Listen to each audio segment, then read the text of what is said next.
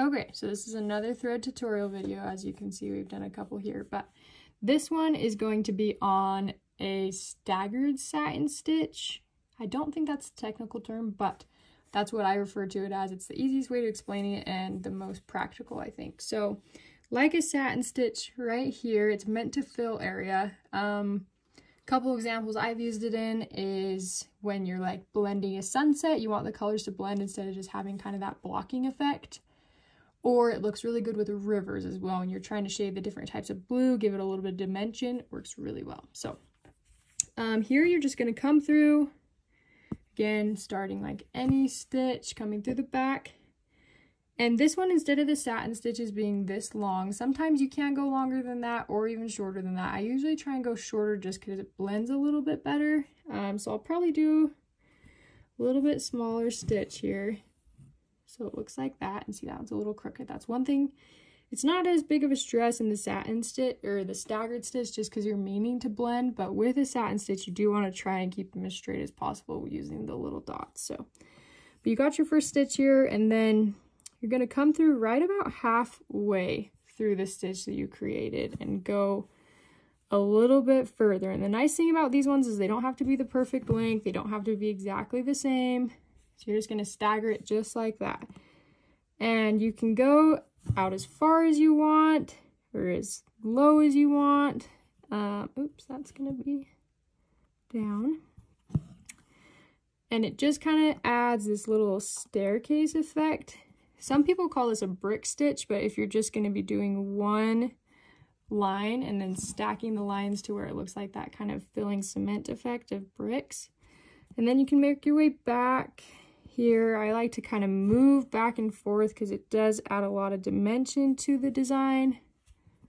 So you're just going to keep doing that. See how that one's a little shorter? Not a big deal at all. This is not one that has to be perfect. So kind of add your own style to it if you want longer stitches, shorter stitches. Sometimes if you're taking a pattern that takes forever, totally fair to do longer ones. I know how that goes. So you'll start it kind of seeing it come together here. So I just tell people kind of work back and forth until either that sunset is full, the river's full. And I do tell people like do one color at a time, just because it's easier rather than having like multiple needles of thread full and trying to plan it out. Map it out before, see what colors you want where. It's really easy to manipulate. So, oh, lost thread here. So you can see that happens sometimes to where it just gets caught, but pull that through and then take time to thread your needle. Okay, with our little blooper, I decided to just fill kind of the stagger stitch of how I would do it. So you can kind of go back and forth and make it longer or shorter, just depending on how you like it. But now I'm going to show you how to blend it with another color, which typically is something that you'll see in my patterns and in other, even your own art projects. It's really fun if you have like a sunset that you're trying to blend. It looks really good. So got my little bit lighter pink string here. And what you're going to do is you're just going to come up right next to where that stagger stitch was. So coming up where that would start. And then you're kind of just going to follow the same pattern. It's a lot easier, I think, than it looks. And it looks really clean.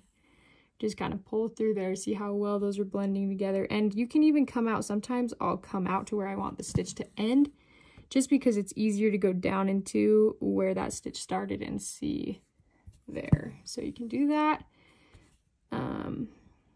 Just continue to follow that line.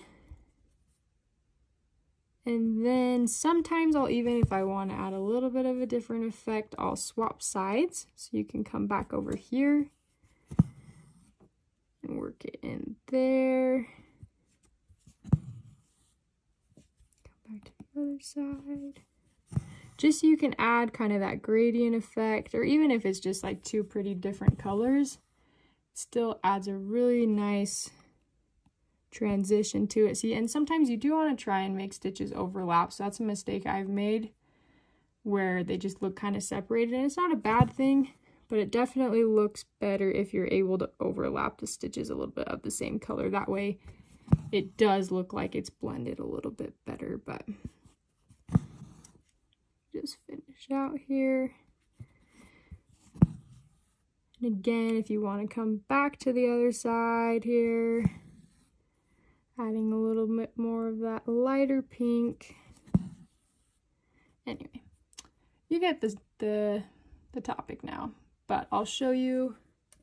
This is kind of what it ends up looking like. I haven't finished, but you can see it does kind of add a little bit of texture to it and a little bit of movement to the picture to where it makes it look better than just a solid filled. And this is even another way of stagger stitching. You can see I used a little bit longer stitches here because you are wanting to cover more ground. I think this looks really good if you use a little bit thinner amount. So I believe this is either 2 or 3 threads, which is what I was doing in the video, but this one you can see is done with a full 6 strands. But blending this can look really good, adds a lot of texture. If you're doing a meadow or a mountainside that you're just trying to blend some pretty different colors, this is a great way to do it. So here you go.